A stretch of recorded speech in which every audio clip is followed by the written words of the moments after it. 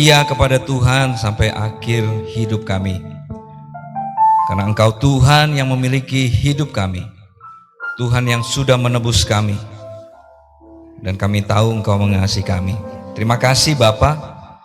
Dan siang ini saatnya kami mau mendengarkan kebenaran firman Tuhan.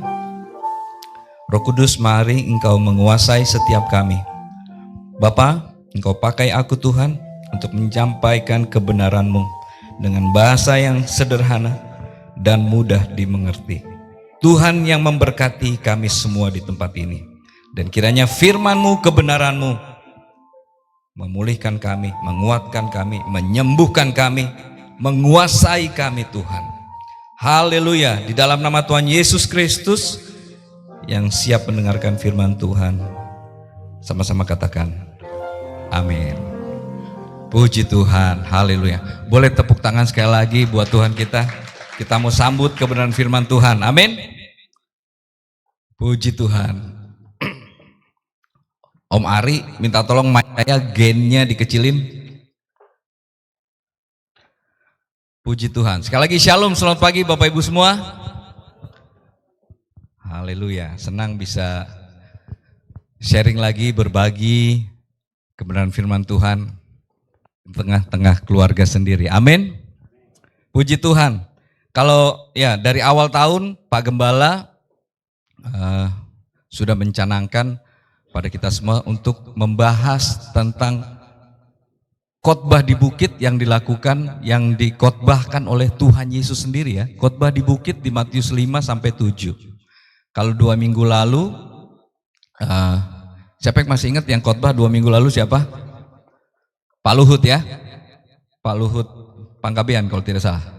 Iya, Pak Luhut sudah sebenarnya sudah sempat bagikan atau mengupas tentang hal memberi. Nah, siang ini,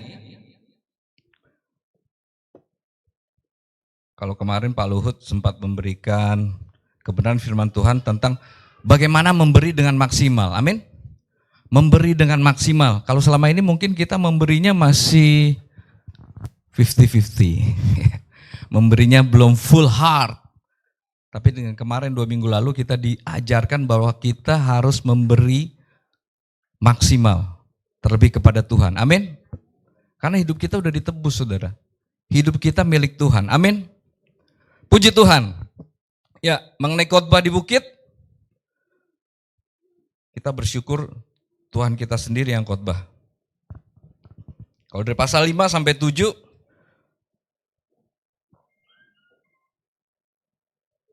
dimulai dengan ucapan bahagia. Saudara, tadi malam saya renungkan firman Tuhan ini, wah, cuma saya mau bagikan satu aja nih, karena konteks kita adalah hal memberi. Tapi khotbah di bukit itu dimulai dengan ucapan bahagia, saudara. Karena Tuhan mau kita sebagai orang percaya, sebagai orang Kristen, kita harus bahagia, amin. Bagi saya, pasal 5 ini, ucapan bahagia itu perintah loh. Berbahagialah. Ya. Itu perintah Tuhan buat kita semua umatnya. Berbahagialah. Saya baca ayat 3 aja nih. Berbahagialah orang yang miskin di hadapan Elohim, karena merekalah yang empunya kerajaan sorga. Bayangin saudara, kerajaan sorga. Siapa yang udah pernah ke sorga? Menurut Wahyu, sorga itu lantainya apa? Emas. Loh bener ya Tante Marcel? Lantainya emas. Jadi gak perlu, kemarin Pak Lut juga bilang ya, kalau mati gak perlu bawa emas. Di surga banyak. Emas murni lagi, 100%. Ya. Jadi saudara, perintah Tuhan pertama, ucapan bahagia, berbahagialah orang yang miskin di hadapan Elohim, karena dia akan punya kerajaan surga. Jadi kalau kita miskin, biarlah miskinnya hanya di depan Tuhan. Di hadapan Tuhan kita boleh miskin. Di hadapan orang jangan saudara. Amin. Loh ini firman Tuhan bilang loh. Berbahagialah orang yang miskin di hadapan Tuhan. Jadi di hadapan Tuhan memang kita miskin. Kita gak ada apa-apanya sama Tuhan saudara. Oksigen aja masih dikasih. Gratis. Kemarin Pak Luhut juga bilang, sebulannya berapa saudara? 5M. Ada orang yang mau buang 5M sebulan buat oksigen. Gak ada. Jadi kita miskin di hadapan Tuhan. Benar, kita miskin di hadapan Tuhan.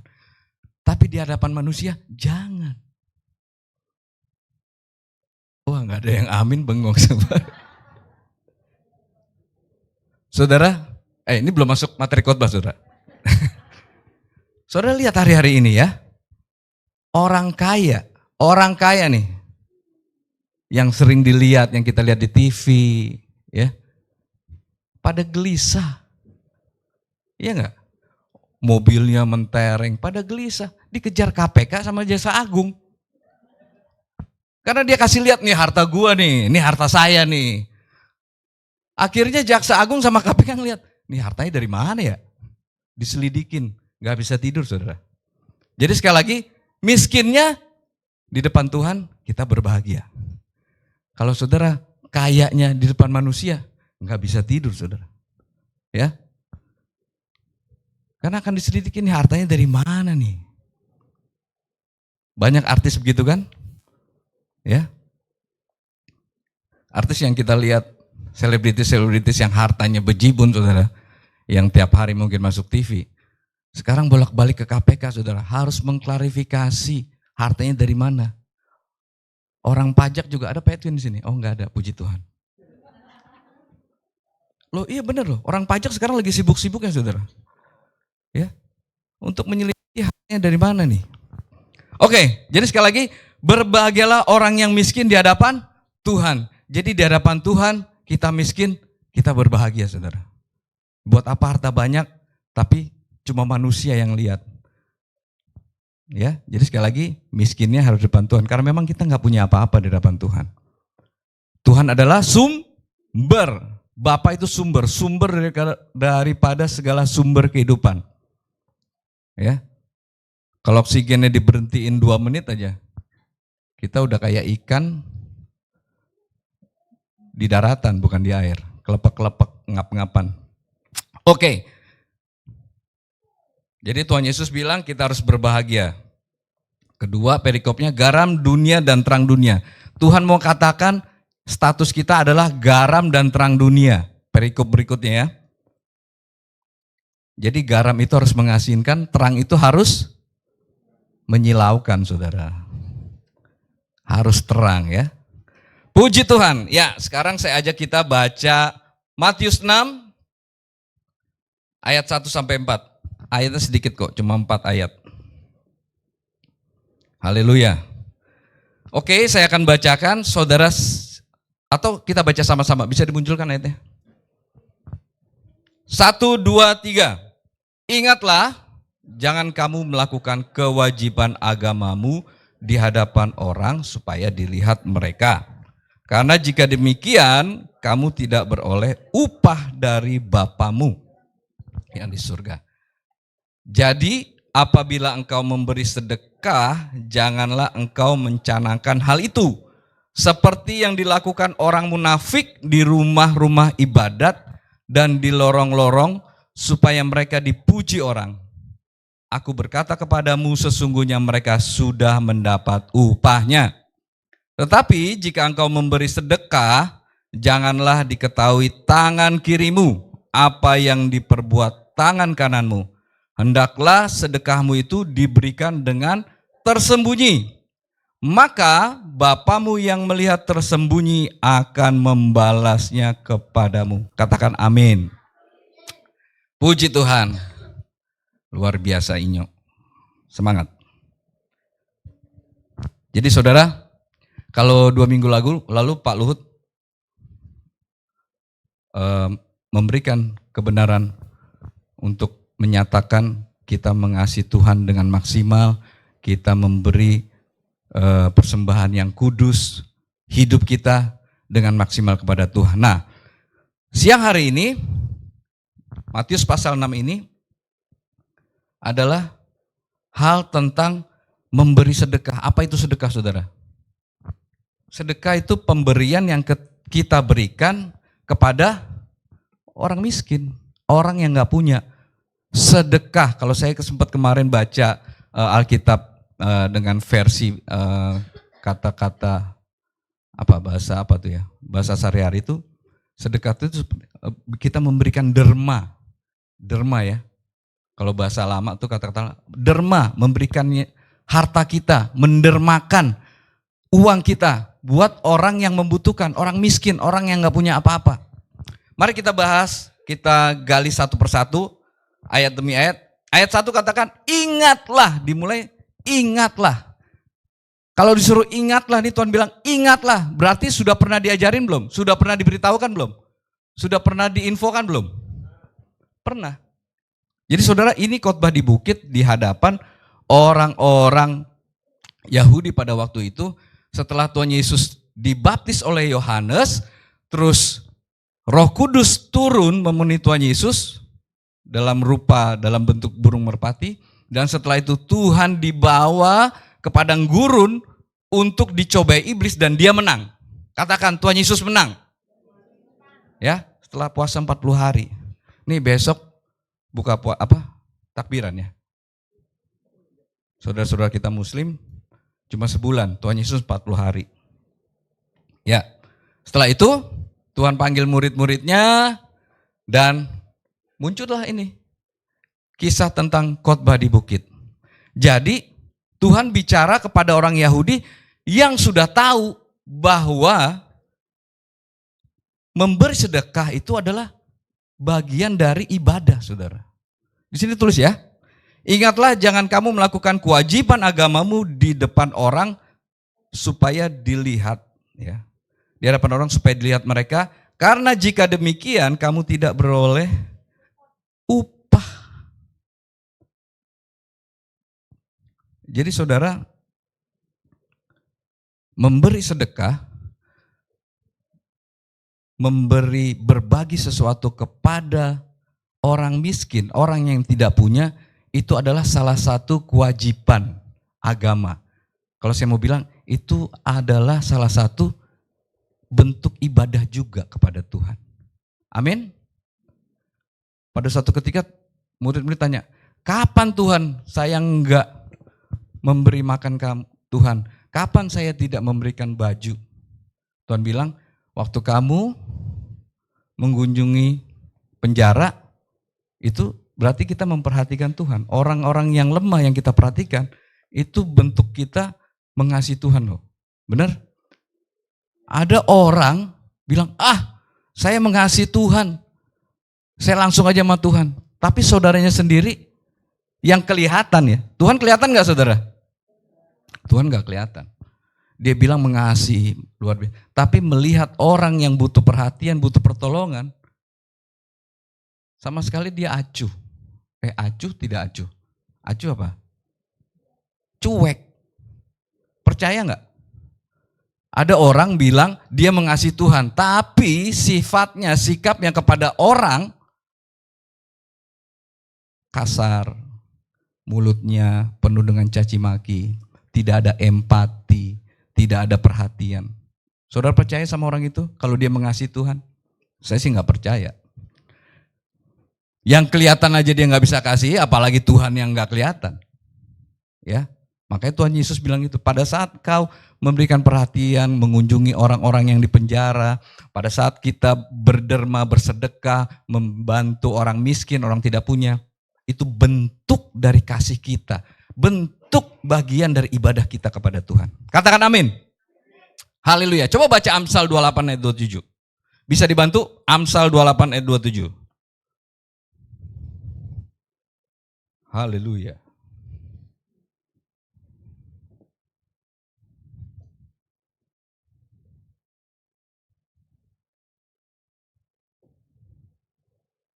Sudah?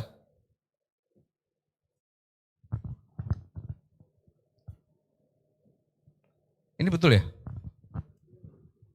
Iya. Amsal 28 ayat 27. Hah? Ayatnya salah ya? Oh. Yang betul apa tuh? Ntar. Ayat 27 coba baca sama-sama. 1, 2, 3.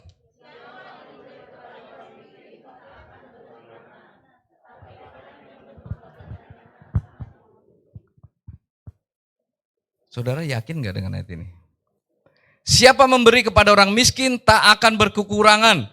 Tetapi orang yang menutup matanya akan sangat dikutuki. Saudara mau jadi orang terkutuk?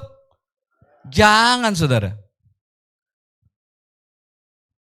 Kita mau jadi orang yang diberkati, amin. Dan tidak berkekurangan. Firman Tuhan bilang loh, bukan saya yang bilang. Amsal itu yang tulis Salomo. Ya. Ya betul ya Oh. Yang sekolah Alkitab soalnya Carter. Kawati. Iya. Jadi kalau kita memberi kepada orang miskin, kita nggak akan berkekurangan, saudara. Ya. Selalu saya ngulang kata-kata Pak Luhut, duit nggak dibawa ke kuburan.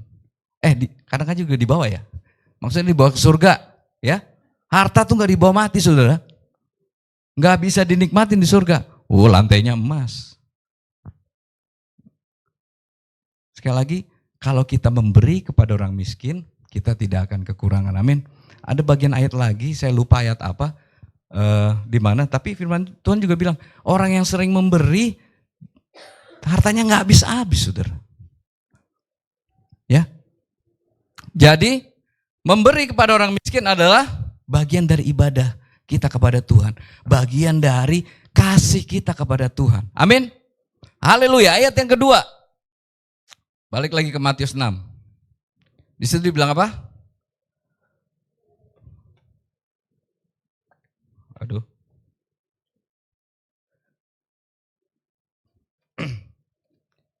Jadi apabila engkau memberi sedekah, janganlah engkau mencanangkan hal itu. Seperti yang dilakukan orang munafik di rumah-rumah ibadat dan di lorong-lorong supaya mereka dipuji orang.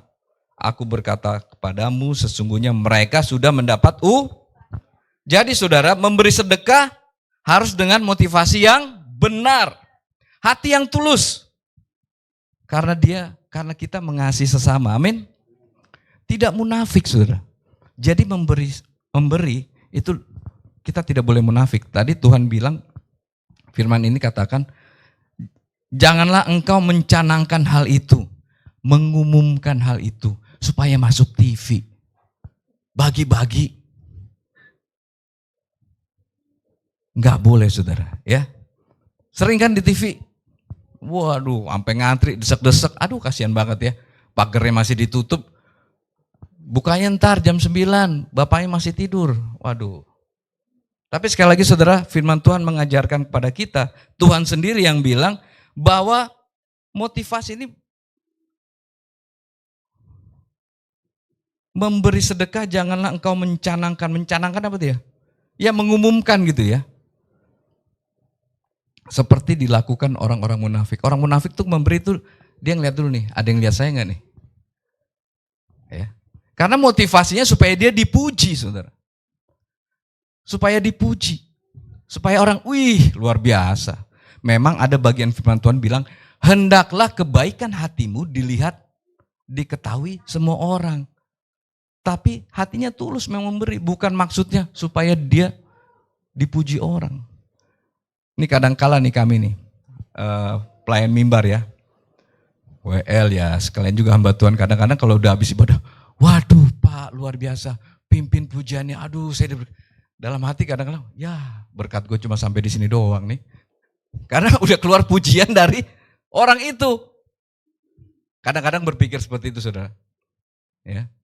Kalau kita melayani terus orang bilang, wah Pak luar biasa, terima kasih ya Pak. Ya berkat gue sampai di sini doang nih. Dalam hati. Tapi kalau kita layani Tuhan tulus ya, tulus. Karena kan Tuhan melihat hati ya. Jadi motivasinya harus haleluya. Ayat 3. Tetapi jika engkau memberi sedekah, janganlah diketahui tangan kirimu apa yang diperbuat tangan kananmu. Waduh, ini susah saudara. Kelanjutan dari ayat 2 tadi, penegasan bahwa Tuhan bilang, ini standarnya tinggi loh. Apa yang tangan kanan beri, tangan kiri gak boleh tahu. Pada kenyataannya mungkin gak tuh? Gak mungkin. Dua-duanya tangan kita ya gak? Tapi apa maksudnya Tuhan bilang begitu? Iya maksud Tuhan benar-benar kita punya hati yang tulus. Kalau bisa jangan diketahui orang. Tangan kanan ngasih. Ayo. Yang mana yuk? Kan nggak begitu ya. Kalau kita memberi persembahan, ini udah disiapin di rumah nih. Kadang-kadang saya perhatikan Tante Oin sama siapa yang suka, sama ibu ya. Aduh, udah di beres-beresin duit karena duitnya dilecek supaya nggak ketahuan. Enggak gitu saudara. Lipet aja jadi ketahuan. Lipetan yang paling luar itu angkanya gede. Lipetan yang di dalam angkanya kecil. Jadi saudara, tangan kanan memberi, tangan kiri nggak boleh tahu. Waduh, standarnya tinggi sekali nih. Jadi intinya, ya orang lain nggak perlu tahu lah. Ya.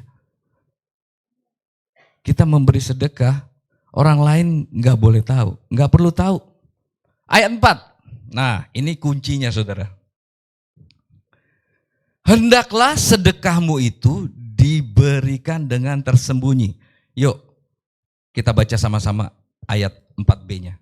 Maka Bapamu yang melihat yang tersembunyi akan membalasnya kepadamu. Nah ini kuncinya saudara. Kalau saya sempat baca, kalau saudara baca Matius 5-7 ini kalimat ini diulang sampai 3 kali kalau tidak salah ya. Jadi di hal memberi sedekah, terus ada lagi di hal berdoa, ya. Di hal berdoa juga ayat 6b juga bilang, maka Bapamu yang melihat yang tersembunyi akan membalasnya kepadamu. Berikutnya juga ayat 18b, hal berpuasa, maka Bapamu yang melihat yang tersembunyi akan membalasnya kepadamu. Jadi ini kunci saudara. Bapa yang tersembunyi, melihat yang tersembunyi. Yang tersembunyi ada di mana saudara? Di hati kita, di pikiran kita. Ada peribahasa, hati orang mana ada yang tahu. Tapi Bapa tahu. Ya. Karena di hadapan Bapa kita telanjang saudara. Enggak ada yang bisa disembunyikan. Hati orang mana ada yang tahu. Tapi Bapa tahu. Dan firman Tuhan katakan, Bapa yang melihat yang tersembunyi akan membalasnya kepadamu. Kalau Bapa melihat motivasi kita benar, dia akan balas saudara. Ya, balasnya, saudara jangan berpikir Tuhan ya balas kita kasih 100, ya Tuhan balasnya 100, enggak. Bapa balasnya 100 kali lipat, 60 kali lipat, 30 kali lipat. Ya, amin. Bukan cuma 100% dibalasnya, tapi 100 kali lipat, beda ya. Ini kunci loh. Bagi saya, kebenaran ini sebenarnya secret saudara, rahasia. Tapi Tuhan kasih tahu bahwa Bapa yang tersembunyi yang kita nggak lihat, dia melihat yang tersembunyi. Beda kan tadi motivasinya dengan orang-orang yang munafik, dia supaya dilihat orang. Benar ya? Kalau kita berbuat baik atau memberi sedekah supaya dilihat orang, ya udah berkatnya cuma di situ doang sampai batas dari pujian orang. Dia orang kaya ya, banyak duitnya ya, baik hati ya, dia mau berbagi. Udah, stop di situ. Berkatnya cuma sampai di situ.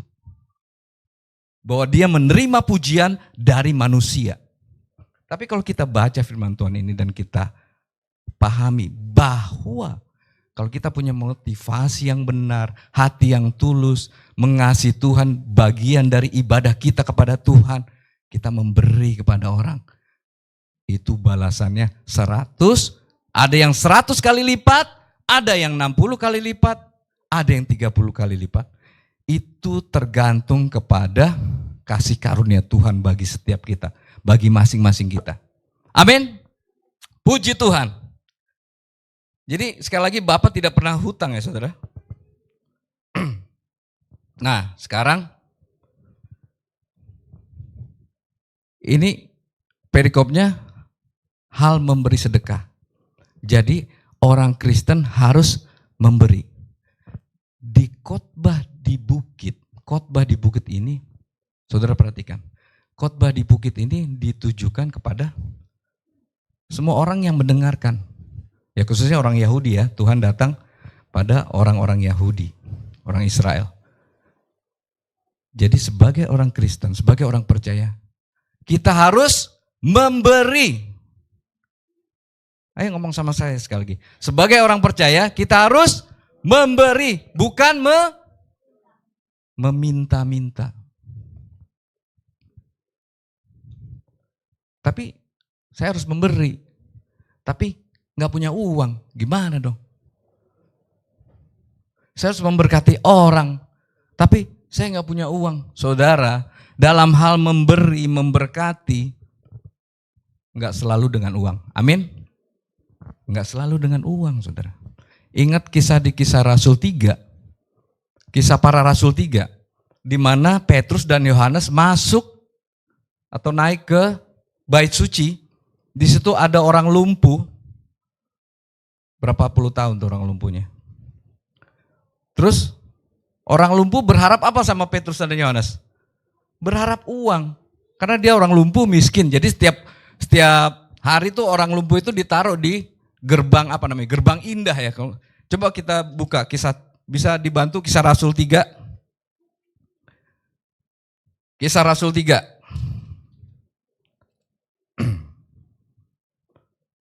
Jadi ada orang minta-minta lumpuh, orang itu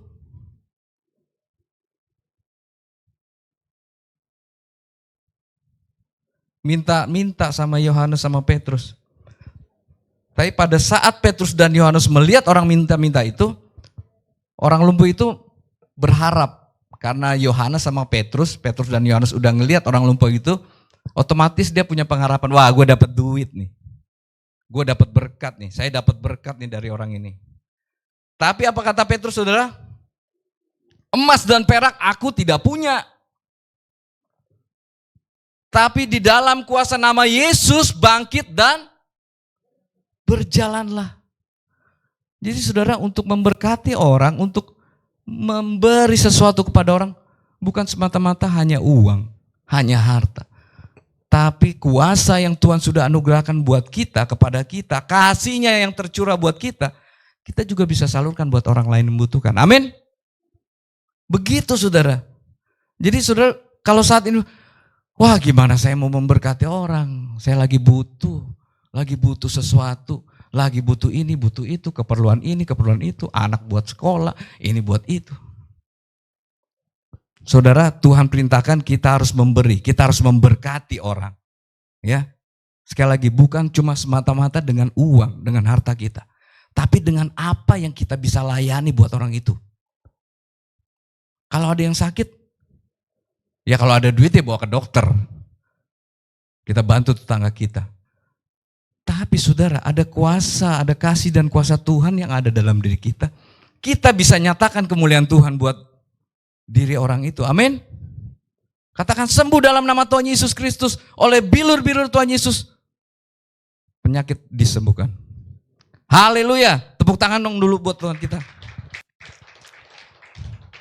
Jadi sekali lagi, memberkati orang miskin bukan cuma dengan harta, tapi dengan melayani juga ya. Menolong. Dengar curhatan orang yang lagi sedih, yang lagi berduka, itu juga bagian dari ibadah, saudara. Bagian dari kita memberkati orang itu. Karena kita meluangkan waktu kita mengorbankan waktu kita. Kita memberikan perhatian pada orang itu. Haleluya.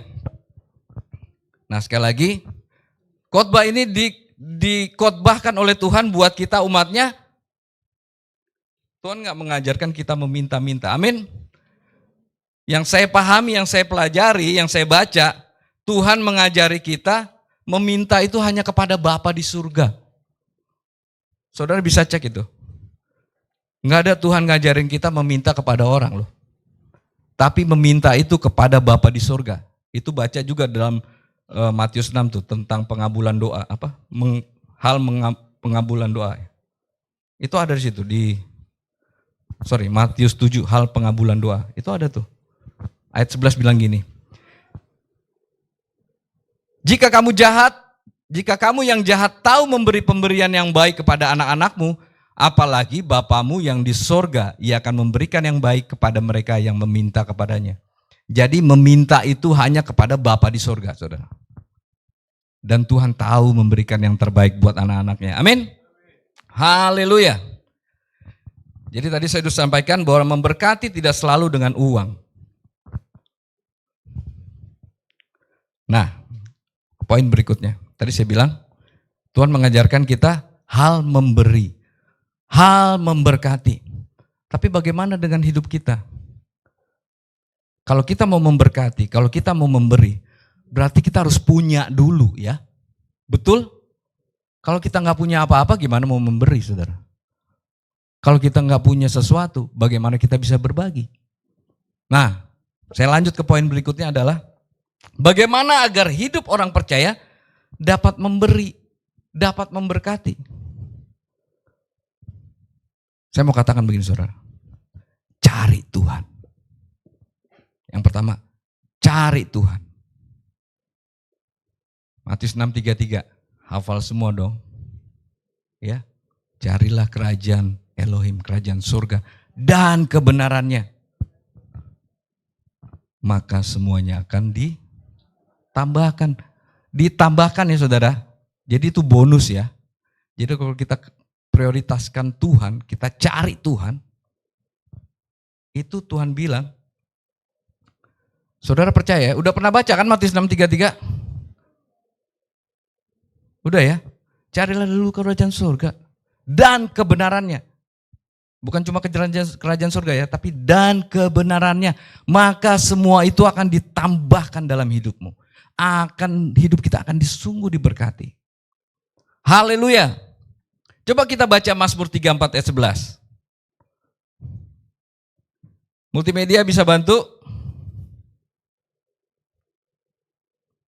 Mazmur 34 ayat 11.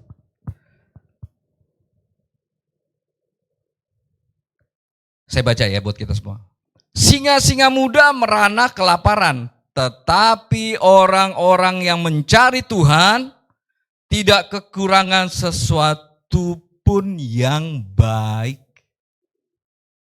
Catat nih saudara ayatnya. Singa-singa muda, saudara kalau sering nonton National Geographic ya, National Geographic atau yang pokoknya tentang animal planet atau apa gitu ya di TV. Jadi kalau di Afrika itu daerah apa ya, Serengeti apa gitu. Jadi kawasan kayak taman safari, tapi kalau taman safari ada pagernya ya, dikandangin gitu. Kecuali kalau kita naik mobil. Nah di Afrika itu singa-singa muda itu dia mau makan apa aja boleh. Artinya apa? Di situ ada zebra, ada rusa, ada apapun saudara yang bisa dia terkam. Ya bebas, namanya yang kuat mengalahkan yang lemah. Singa-singa muda. Saudara pernah berhadapan dengan singa? Singa di taman safari aja kita nggak berani keluar dari mobil ya. Nggak boleh ya, ada larangannya. Don't open your window. Close the door. Jadi Kobuser. Firman Tuhan bilang, singa-singa muda merana kelaparan. Merana kelaparan ini singa-singa muda loh. Kalau singa-singa tua ya dia tinggal nunggu mati ya. Tapi Firman Tuhan bilang, singa-singa muda merana kelaparan. Karena apa? Karena nggak ada makanan. Percuma saja. Karena dia nggak kenal Tuhan, saudara. Iya, Tuhan menganalogikan, mengumpamakan singa-singa muda merana kelaparan. Singa-singa muda yang perkasa, yang dia bisa nyerang apa aja, dia bisa menerkam apa aja, bisa memakan apa aja, bisa menangkap apa aja. Tapi ada suatu kala, suatu ketika, Tuhan sendiri yang bilang, singa-singa muda merana kelaparan. Nggak masuk di akal, saudara. Tapi itulah yang firman Tuhan bilang. Tapi orang yang mencari Tuhan tidak akan kekurangan sesuatu apapun yang baik. Saudara mikir apa yang baik aja. Saudara nggak kekurangan akan hal itu. Amin. Jadi saya ngobrol, saya mau bicara sama bapak nih. Jadi kita juga harus jadi teladan buat anak-anak kita, ya. Anak-anak muda, laki-laki, ya nanti semua jadi orang tua. Kita harus jadi teladan buat anak-anak kita, memberikan hal-hal yang baik. Jadi jangan melihat perkara memberi ini itu harus dilatih, saudara. Itu harus dilatih. dilatih dari sejak muda. Saudara, kalau saudara lihat tampilan saya hari ini, berbeda dengan sekarang umur saya 54 ya. Umur 20 tahun deh. Ya aduh, saya saya termasuk orang yang ceking dulu saudara, kurus. Dulu saya memulai, ya saya 5 saudara, ini kesaksian cerita, punya cerita. 5 saudara, anak tentara, saya anak paling tua. Pangkat papi saya cuma peltu. Gaji dulu kalau nggak salah ya, 3.500 berapa? Tahun 80, 70. Tahun 90-an naik jadi 700.000 Pak. Nah saudara, jadi saya udah nggak kepikiran, nggak kuliah, dia nggak bakal bisa kuliah nih. Udahlah buat adik-adik saya aja. Jadi saya putus sekolah SMA, lulus SMA, niatan saya hanya harus cari duit buat bantu keluarga. Jadi pekerjaan pertama saya saudara, saya kenek. Tahu kenek gak? Namanya kenek. Kalau kenek kan yang di Tanjung Priuk, terminal, stasiun, Bogor, Bandung. Tapi bukan kenek itu saudara. Saya dampingin, saya kerja di Suara Pembaruan nih, ya, di Sinar Harapan. Jadi ekspedisi, jadi setiap driver itu bawa mobil, bawa koran, pakai mobil box. Nah saya di sebelah driver. Fungsinya apa, tugasnya apa? Ngafalin jalan, buka daftar, nih agen siapa nih abis ini. Nah gitu.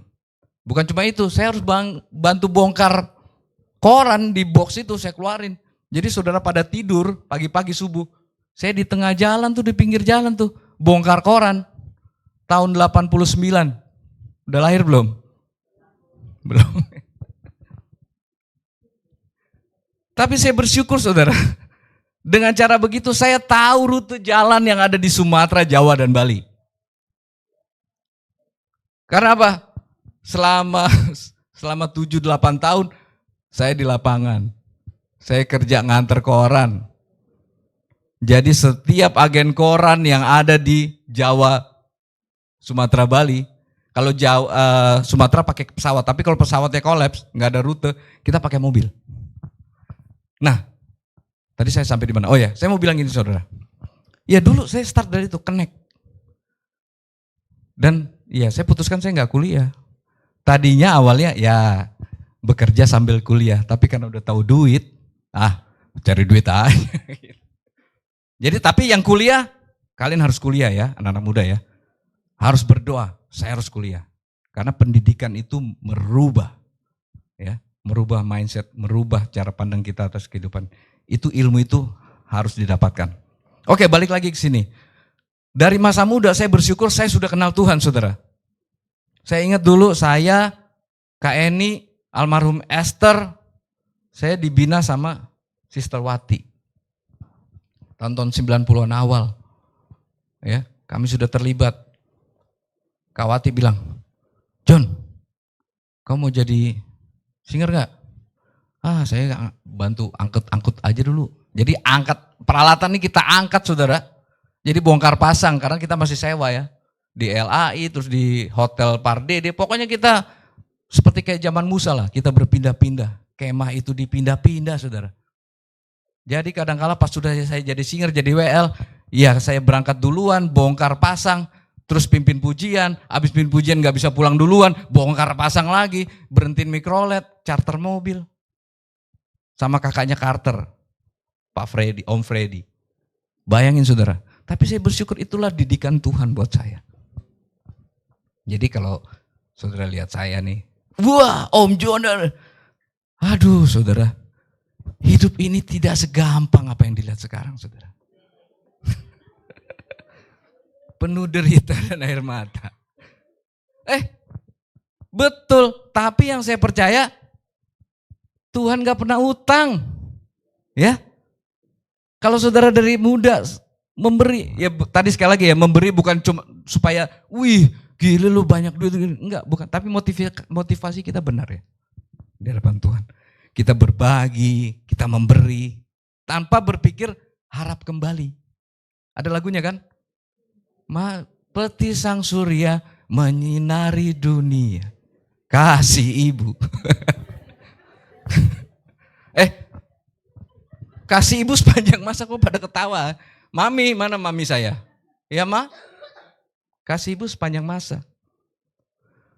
Jadi kita memberi terus dengan kasih, amin. Semua hal yang kita beri dengan kasih itu suatu hal yang luar biasa, saudara. Saudara, kenapa saya mau tanya nih anak-anak? Kenapa kalian bilang makanan mami, makanan ibu kalian nih yang paling enak? Hah? Betul, Tante Pasca bilang. Karena ibu-ibu itu masaknya dengan kasih. Mau itu keasinan, mau kemanisan, mau kepedesan. Karena dia memberinya dengan kasih buat anaknya, masaknya dengan kasih. Saudara, saya ini orang bilang, "Wih, Om John, Pak John hebat masak, wah pinter masak." Enggak, saya bukan pinter masak. Saya bisa masak, iya bisa, tapi saya bukan chef. Saya enggak sekolah masak. Tapi saya coba belajar, karena firman Tuhan, kita harus genapi firman Tuhan. Semua apapun yang kamu lakukan, hendaklah lakukan itu seperti untuk Tuhan. Jadi ibu-ibu pasti kan memasaknya dengan kasih, karena buat anak saya. Saya juga masak, nggak tahu kepedesan atau kemanisan, tapi karena kita pakai bumbu kasih, jadi enak. Amin. Oma, iya ya kan Oma ya? Oma senyum-senyum aja nih. Semua yang dilakukan dengan kasih, enak saudara. Jadi saudara mau diberkati, supaya bisa memberi, cari Tuhan, kejar Tuhan. Anak muda, cari Tuhan dari masa mudamu. Kejar Tuhan. Favornya Tuhan dapatkan. Ya. Hidup berkenan. Hidup berkenan apa ya? Coba baca Roma 12 ayat 1 dan 2. Multimedia. Roma 12.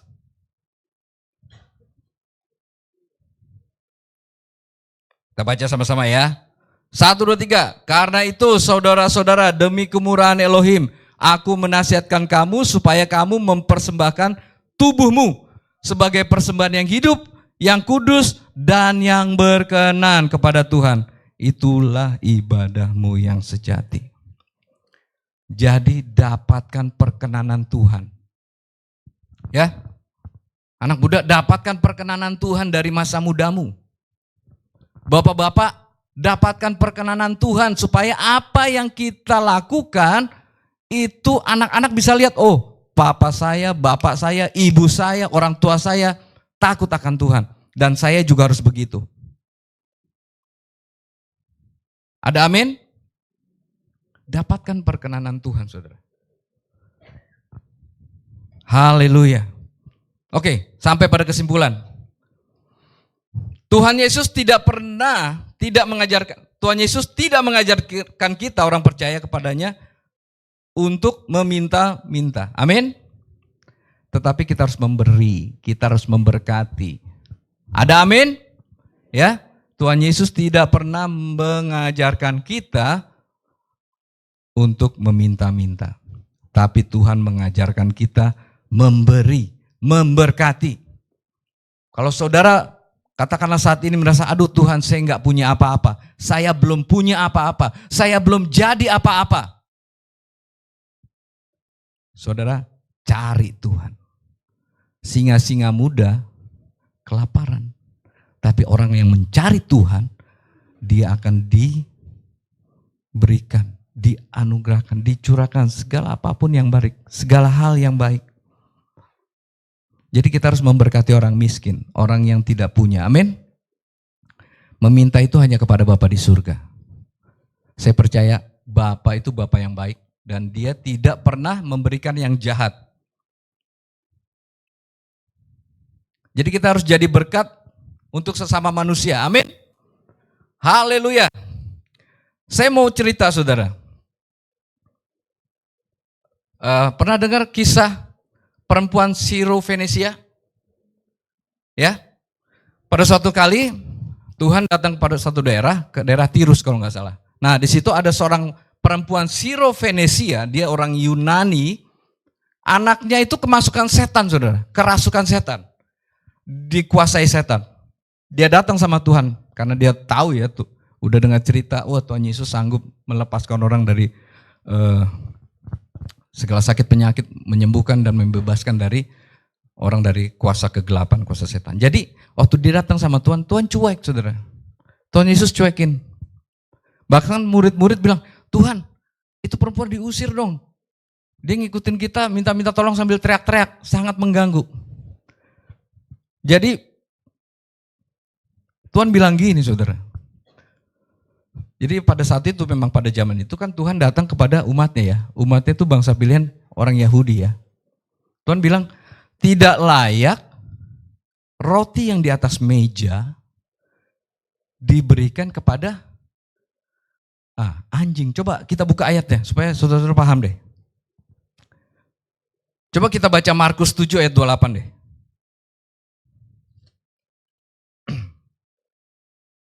Markus setelah Matius ya Pak? Ya Pak Markus.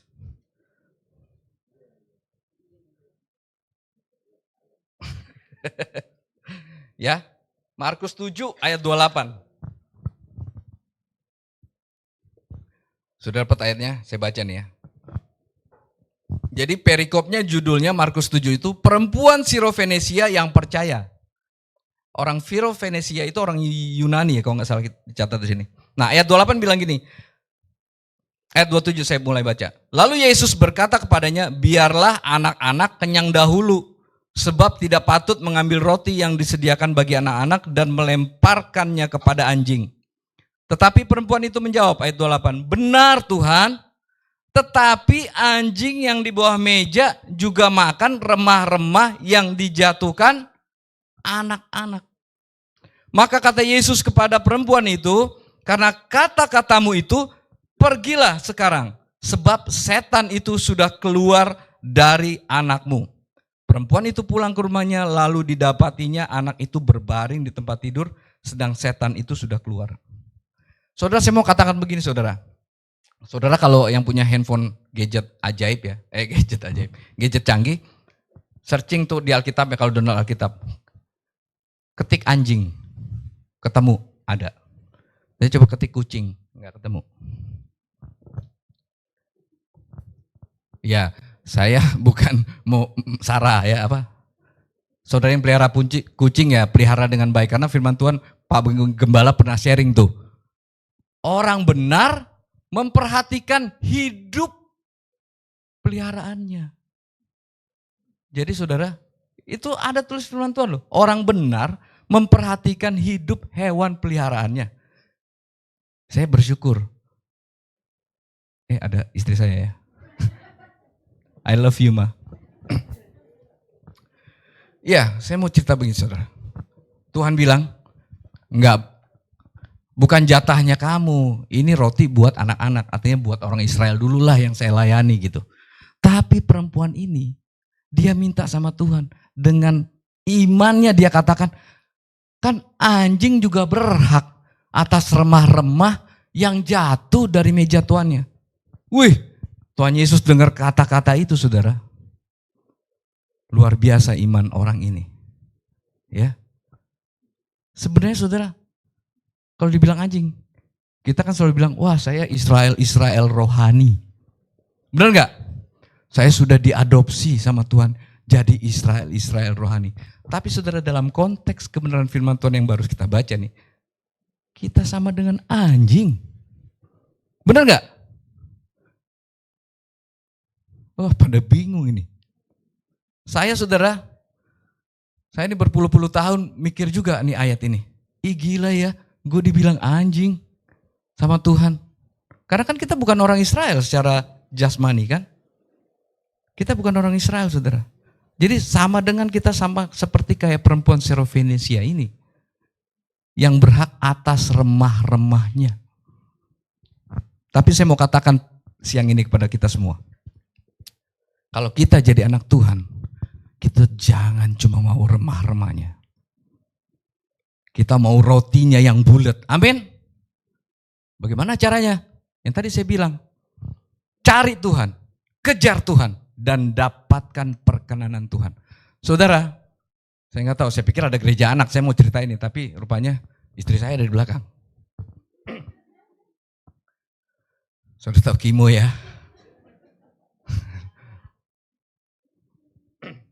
Iya, Kimo 7 tahun bersama dengan kami.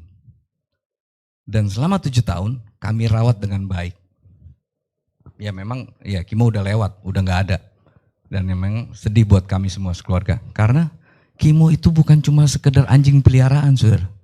Dia udah member of family. Family member dia. Iya. Selama 2-3 tahun COVID, dia nemenin istri saya. Jadi yang bisa ngobrol sama Kimo tuh istri saya udah bisa ngobrol sama Kimo. Jadi gini saudara, yang saya mau katakan begini. Kimo itu gak pernah dapat remah-remah saudara. Orang seminggu 2 kali makan Kentucky, McD, es krim, buah jeruk. Dog foodnya juga bukan yang abal-abal saudara. Iya, ini saya mau bilang begini, supaya kita terbuka ya. Saya ini bukan siapa-siapa, istri saya bukan siapa-siapa, kami keluarga bukan siapa-siapa. Tapi kami tahu mentreatment peliharaan kami.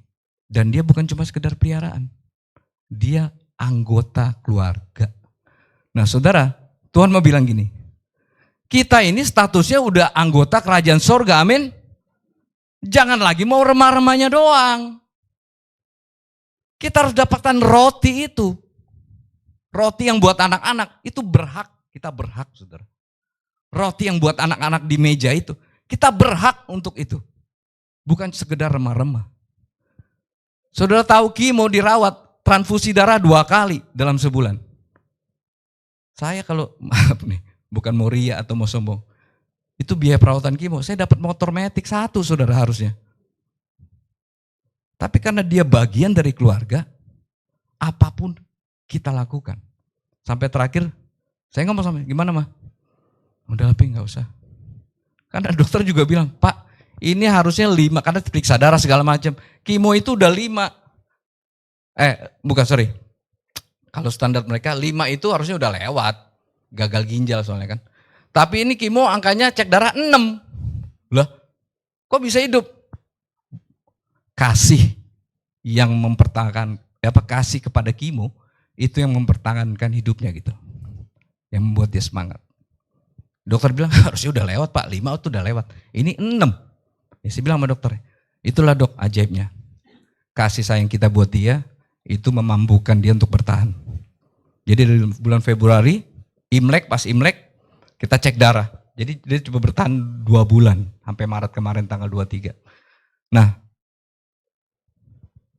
ya itu kisah yang saya mau ceritakan, supaya kita kebuka. Saya aja bisa lakukan itu saudara, buat anjing loh. Apalagi Tuhan, Bapa di surga.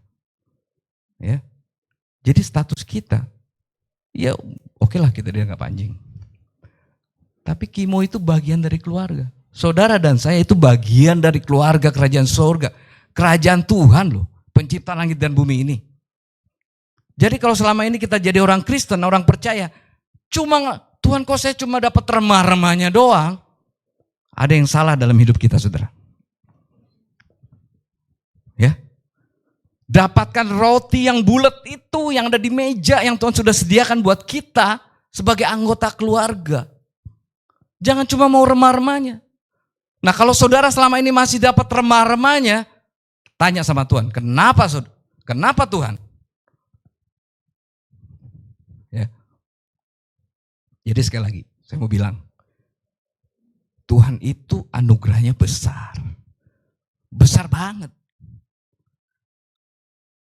Dan itu sudah dicurahkan 2000 tahun lalu, keselamatan yang Tuhan berikan, Tuhan bilang, is done, sudah selesai. Artinya cukup anugerahnya buat kita, kasih karunia buat kita, cukup saudara.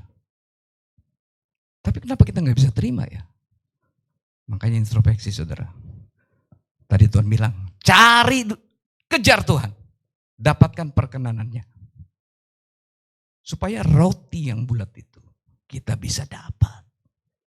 Dengan begitu kita bisa berbagi, amin. Kita bisa memberi. Kita menjadi berkat bagi banyak orang. Siang ini biarlah kebenaran firman Tuhan ini kita terima, amin. Oke, untuk menutup, kita baca sama-sama Matius 7.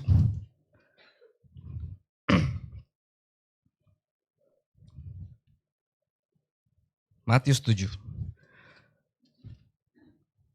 Saya minta tolong tim Praise and Worship untuk maju.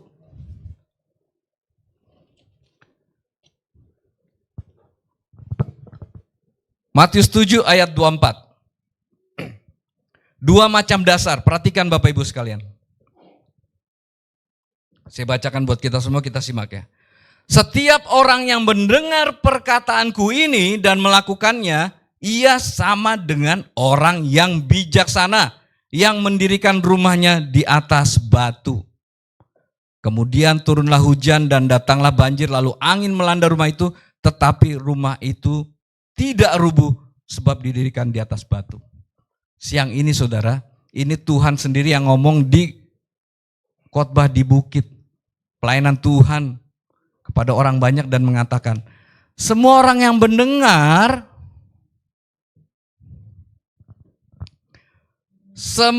setiap orang yang mendengar perkataanku ini dan melakukannya, ia sama dengan orang yang bijaksana dan mendirikan rumahnya di atas batu. Mari saudara, siang ini kita jadi orang-orang yang bijaksana. Amin. Tadi saudara sudah dengar firman Tuhan. Kita sama-sama baca firman Tuhan.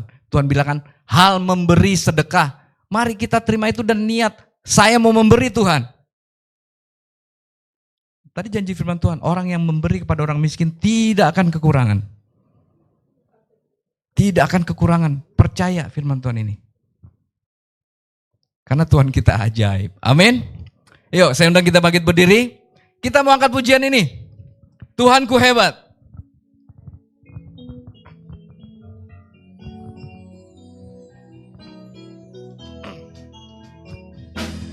Tuhanku hebat, Tuhanku dahsyat, Tuhan membuat orang jadi kaya.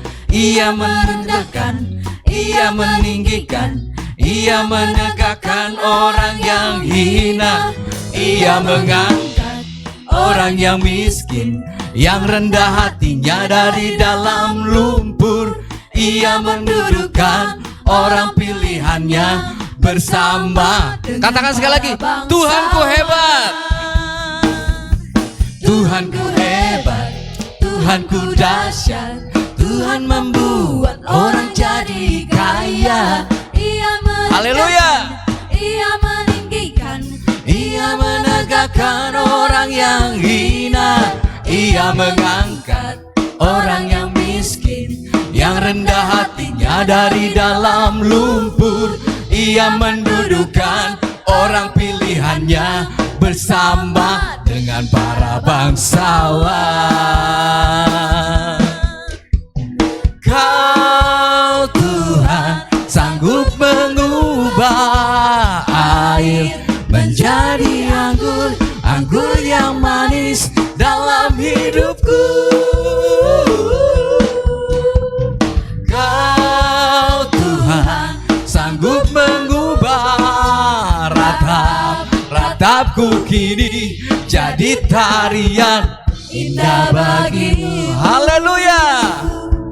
Tuhanku hebat, Tuhanku dahsyat, Tuhan membuat orang jadi kaya. Amin. Ia merendahkan, Ia meninggikan, Ia menegakkan orang yang hina. Ia mengangkat orang yang miskin, yang rendah hatinya dari dalam lumpur. Ia mendudukkan orang pilihannya bersama dengan para bangsawan.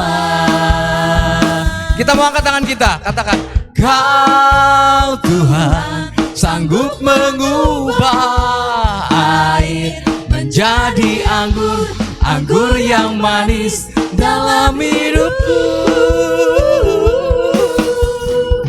Kau Tuhan sanggup mengubah ratapku kini jadi tarian indah bagi. Kau Tuhan sanggup mengubah.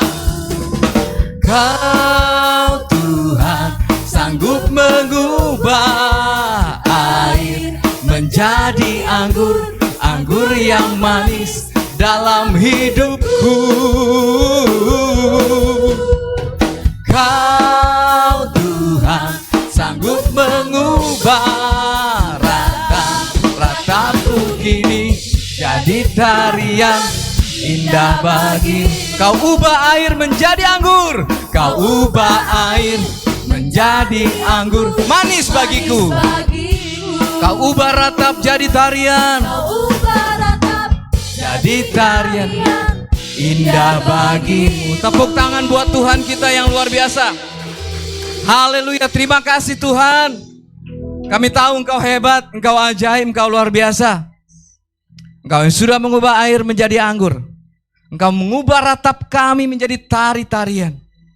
Terpuji nama-Mu ya Bapa. Siang ini Tuhan, Engkau melihat kami umat-Mu. Kami jemaat-Mu Tuhan. Biar kiranya berkat-Mu atas setiap kami ya Bapa. Kami mau memberi Tuhan. Kami mau menjadi orang-orang yang memberkati. Memberkati sesama kami. Memberkati orang miskin. Kami mau punya hati untuk memberi orang-orang yang membutuhkan. Biarlah kasih dan kuasa-Mu melawat setiap kami. Dan Tuhan, aku berdoa bagi mereka jemaat-Mu yang membutuhkan pertolongan. Tuhan, tolong saat ini. Tangan-tangan yang terangkat. Jemaat Tuhan, kalau Engkau butuh pertolongan, angkat tangan-Mu. Apapun masalah kita siang ini, Dia Tuhan yang sanggup. Daud berkata, dari manakah datangnya pertolonganku? Daud bilang, pertolonganku adalah dari Tuhan. Bukan dari gunung-gunung yang dia lihat. Bukan dari masalah-masalah yang menghadang. Dia gak takut. Karena ada Tuhan yang pasti menolong. Bapak, Engkau melihat tangan-tangan yang terangkat siang ini. Dan kiranya pertolongan Tuhan nyata atas setiap kami yang mengangkat tangan di hadapan-Mu, di hadapan tahta kasih karunia-Mu ya Bapa. Ada pertolongan Tuhan yang luar biasa, karena Engkau Tuhan yang ajaib. Tuhan mau kami menjadi berkat, dan kiranya Tuhan sebelum kami memberi berkat, memberikan pertolongan, kami mendapatkan terlebih dahulu pertolongan yang daripada Tuhan. Kami mendapatkan berkat daripada Tuhan. Terima kasih Bapa, kami tahu Engkau baik. Kami tahu Engkau baik dan kami yakin Tuhan, kebaikan-Mu melimpah atas setiap kami. Terima kasih Tuhan Yesus, terima kasih Roh Kudus. Biarlah kebenaran firman Tuhan siang hari ini memulihkan kami, menolong kami, menguatkan kami. Haleluya. Di dalam nama Tuhan Yesus Kristus kami berdoa dan bersyukur. Mari sekali lagi tepuk tangan buat Tuhan kita yang luar biasa.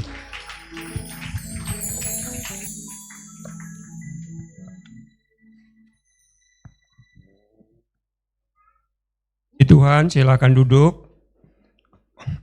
Kita akan masuk di dalam perjamuan kudus. Saya mengundang yang akan melayani perjamuan.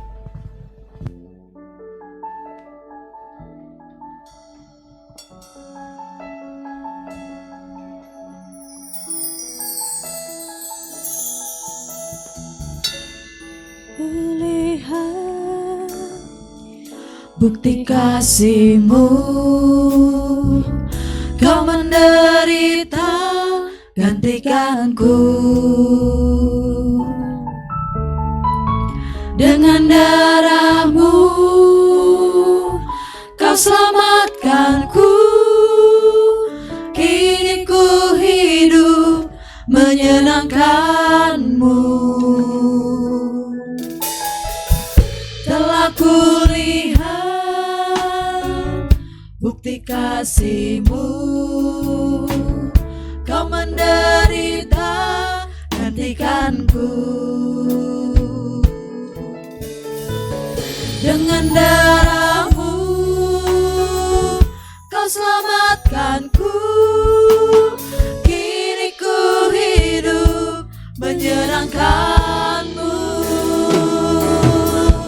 Terlalu besar kasih-Mu Bapa, pengorbanan yang Kau berikan bagiku. Terlalu mahal darah-Mu Yesus, tercurah untuk menebus hidupku.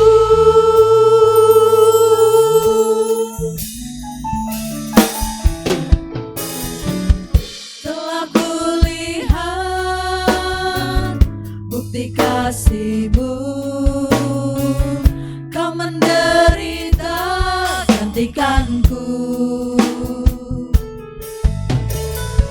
Dengan darah-Mu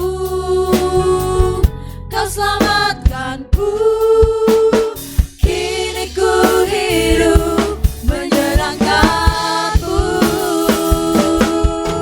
Terlalu besar kasih-Mu Bapa, pengorbanan yang Kau berikan bagiku.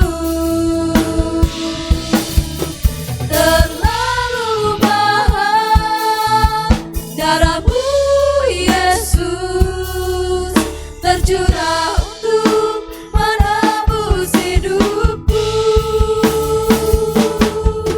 Terlalu besar kasih-Mu Bapa, pengorbanan yang Kau berikan bagiku. Terlalu mahal darah-Mu Yesus, tercurah untuk menebus hidupku. Tercurah untuk menebus hidupku. Tercurah untuk menebus hidupku.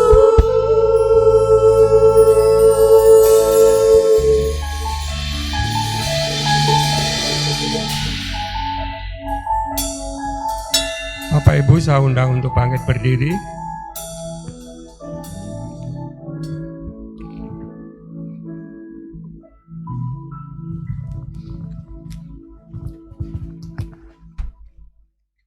Haleluya. Bapak, terima kasih. Kami mengucap syukur pagi hari ini Tuhan. Terima kasih jika sebentar Tuhan kami berjamu bersama dengan Engkau ya Tuhan. Kami mau menerima tubuh dan darah-Mu ya Tuhan. Kami mengingat akan pengorbanan-Mu Tuhan di kayu salib 2000 tahun yang lalu ya Tuhan. Melalui makan dan minum tubuh dan darah-Mu ya Tuhan. Kami mengingat kematian-Mu Tuhan. Terima kasih Bapa, terima kasih. Mari kita angkat tubuh Kristus di tangan kita.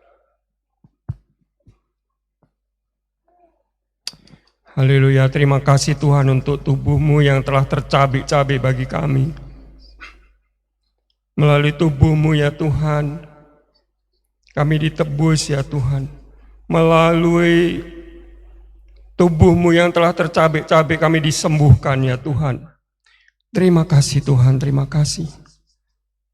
Sebab apa yang telah kuteruskan kepadamu, telah aku terima dari Tuhan, yaitu bahwa Tuhan Yesus pada malam waktu Ia diserahkan, mengambil roti, dan sesudah itu Ia mengucap syukur atasnya. Ia memecah-mecahkannya dan berkata, "Inilah tubuhku yang diserahkan bagi kamu. Perbuatlah ini menjadi peringatan akan aku." Mari kita makan tubuh Kristus dengan ucapan syukur. Terima kasih Tuhan untuk tubuh-Mu ya Tuhan.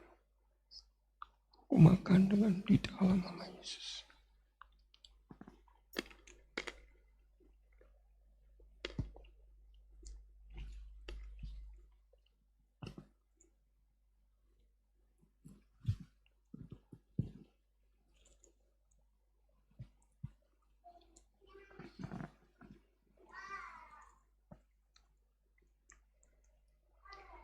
Kita angkat darah Yesus tinggi-tinggi. Haleluya, terima kasih. Demikian juga Ia mengambil cawan sesudah makan, lalu berkata, "Cawan ini adalah perjanjian baru yang dimeteraikan oleh darahku. Perbuatlah ini setiap kali kamu meminumnya, menjadi peringatan akan aku." Mari kita minum darah Yesus, darah perjanjian, darah yang telah tertumpah bagi setiap kita untuk menebus, untuk menguduskan setiap sakit penyakit, virus, kuman, bakteri apapun, melalui darah Yesus yang telah tertumpah bagi kita disembuhkan, kita dipulihkan, kita dibangkitkan. Terima kasih Tuhan. Mari kita minum dengan ucapan syukur di dalam nama Tuhan Yesus Kristus.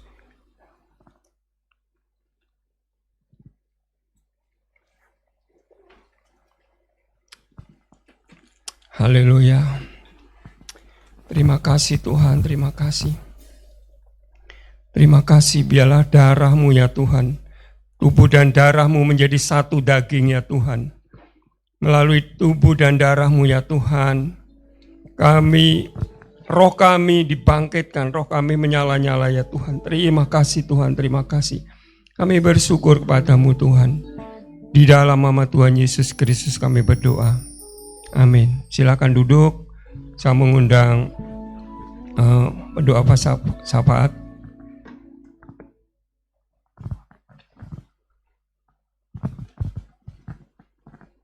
Bapak Ibu yang terkasih, saudara-saudara, mari kita bersatu di dalam doa. Mulia namamu Tuhan, karena Engkau Tuhan yang sangat